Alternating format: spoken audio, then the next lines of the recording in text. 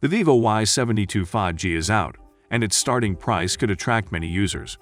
At the moment it is available for only €270 for the variant with 8GB of RAM and 128GB for storage. This shows that the company is learning pretty quickly the harsh realities of our market, where price is most important. The Vivo company is still relatively little known outside of China, and even less associated with premium devices.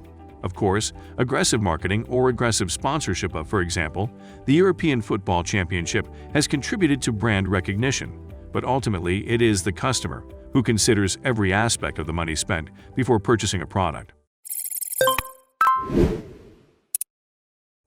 Recently, several Chinese companies have entered the market, and the products are very competitive in terms of premium quality and very low price. The market for cheap 5G smartphones is growing. Besides Huawei or Samsung, Vivo also intends to get their customer segment. The Vivo Y72 5G attracts attention with a nice casing, a good screen, a fast processor, and a 64 megapixels camera. What do we get for €270?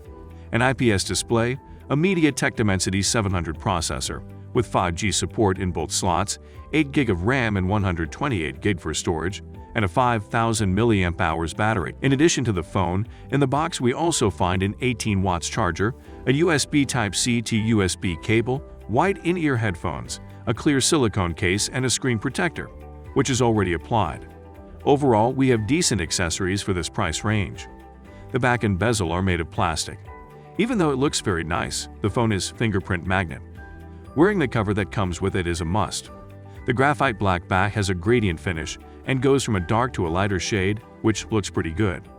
The camera area isn't too large or prominent either, but the phone will rock on a flat surface if you don't use the case. On the bottom edge we have a headphone jack input, USB-C, and a speaker. The speaker is quite loud, but it seems like it wouldn't hurt a little more bass. On the right side is the power button with integrated fingerprint reader and volume control button. The fingerprint reader works great and unlocking is instant. The phone can also be face unlocked. This option is also seamless and very convenient. On the top edge is a sealed hybrid slot for 2 SIM cards, one of which we can replace with a memory card. The display on the Y72 5G has an IPS panel with a 6.58-inch diagonal and Full HD Plus resolution. These are also fairly typical parameters and should not come as any surprises. The phone is large, one-handed operation is not always possible, but this is also already standard. The phone is powered by a MediaTek Dimensity 700 5G processor with a Mali G57 MC2 GPU. In everyday use it performs well. We don't have to wait long for apps to open or pages to load and everything is fluid, even considering the lack of 90 Hz refresh rate. The phone also copes smoothly with games.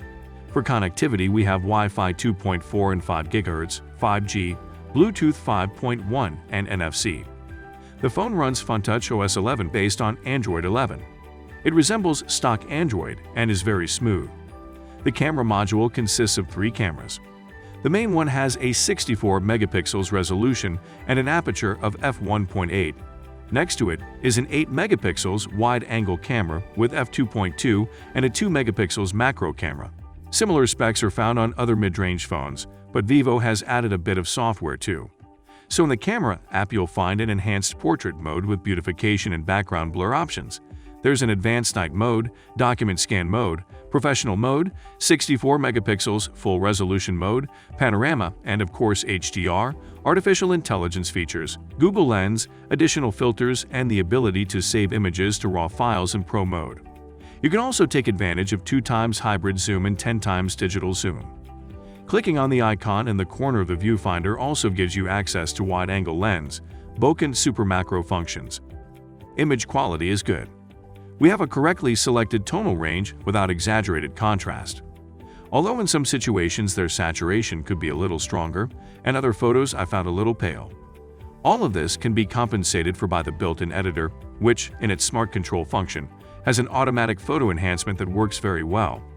Night mode only works for the prime lens, and, to be honest, I didn't see much difference in photos taken with or without it, so we call its operation unobtrusive.